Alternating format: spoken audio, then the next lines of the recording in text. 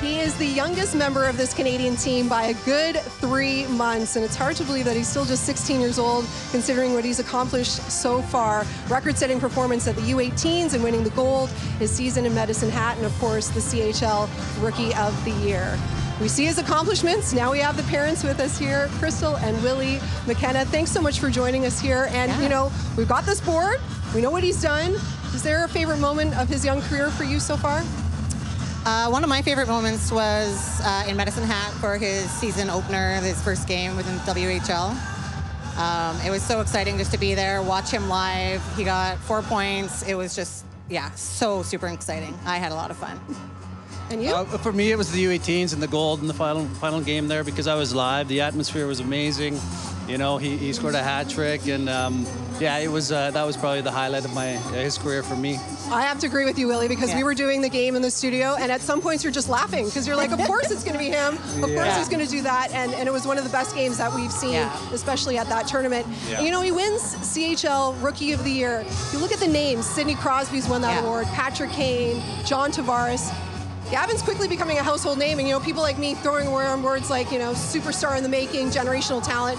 Is that a little surreal to hear that? It's completely surreal. It's unbelievable. It's weird. I try not to think about that because he's just my boy, but he's doing what he loves. He's so excited. He has so much fun. But yeah, to have him being compared to some of those big names is, yeah, it's wild. We go from Whitehorse and the Yukon. You know, Dylan Cousins, the only player that was selected in the first round of the NHL draft. We could hear Gavin's name being called first in 2026. Has it been difficult to keep him grounded? No, not really. I think at a really young age, both myself and Krystal kind of instilled in all of our kids that, you know, to be grateful that, you know, everything you work for in life it doesn't come easy. So, and we're quite lucky in that Gavin is a very kind-hearted kid, and he's a very humble kid naturally. So yeah, it hasn't been that hard. And I love hearing about the parents' perspective, right? Because we know what he's done. We kind of know what his day's involved with practice and then the games themselves. But what is it like for parents like you when you're watching your players here, when you're watching your kids? Do you have a lot of contact with them in a day-to-day on a game day? Do you talk to them after the game? Yeah, so at a tournament like this, we talk to him every day. We text or get a phone call, but we definitely get some sort of contact between one of us for sure. But here we don't see him. We did get to see him and have supper one time.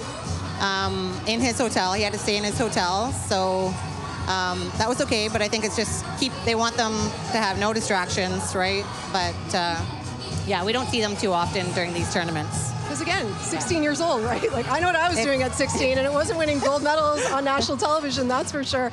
I know both of you played hockey. Does he go to either one of you for advice? I mean, if he's having a bad day, needs a little bit of a pick-me-up, or coming off a sensational game, as we've seen so many times already?